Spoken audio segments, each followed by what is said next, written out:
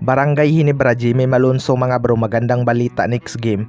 At Tony Bishop, posible nga bang papalitan? Yan mga bro, pagkatapos mong i-like ang ating video, mag-subscribe na rin kung bago ka pa lang sa ating channel at i-click ang notification bell para lagi kang updated sa ating mga sports balita.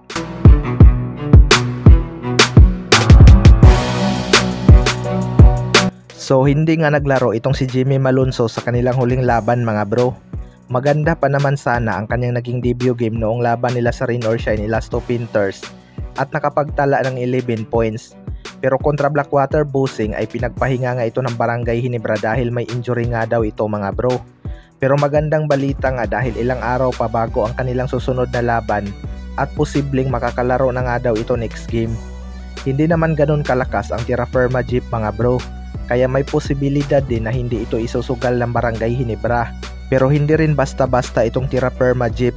Ilang beses na din nilang pinahirapan ang Barangay Ginebra. Magiging malaking impact nga sa crowd kapag nakabalik itong si Jimmy Malonzo dahil aabangan nga ang kanyang mga highlights dunk. Dapat ding mag-ingat ni Jimmy Malonzo mga bro dahil noong laban nila sa Rain or Shine ay hindi nga maganda ang kanyang pagkakabagsak kahit wala namang kalaban ang sumahod sa kanya. Malaking bagay nga na healthy itong si Jimmy Malonzo upang makatulong sa opensa ng Barangay Ginebra. Sa kabilang banda naman mga bro, Tony Bishop, posible nga bang papalitan ng Barangay Ginebra? Ito ngang si Tony Bishop, ang replacement import ni Justin Brownlee mga bro. Malaki nga ang expectation ng mga Ginebra fans dito dahil napakahalimaw nga nito noon sa Meralco Bulls at nahirapan talaga si Justin Brownlee sa kanya. Kung pagkukumparahin nga silang dalawa mga bro ay di hamak na mas angat si Justin Brownlee dahil ang dami niya nang napatunayan sa ating liga. Pero ayaw nga ni Coach Timko na pagkukumparahin sila dahil magkaiba naman sila ng playing style. Marami ngang nagsasabi mga bro na dapat daw palitan si Tony Bishop dahil hindi daw nito kayang dalhin sa championship ang Barangay Ginebra.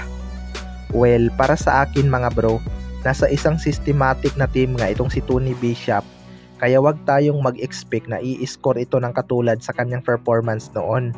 Kung mapapansin natin, hindi siya laging nakakahawak ng bola mga bro.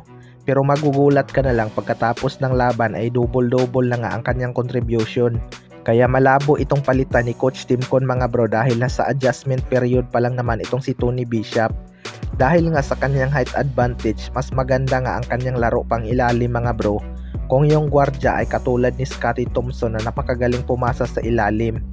Kapag nagkaroon na ng magandang chemistry ang mga yan, panigurado nakakatakot na kalaban itong Barangay Ginebra. Kaya abangan na lang natin. Kayo mga bro, ano masasabi nyo tungkol dito?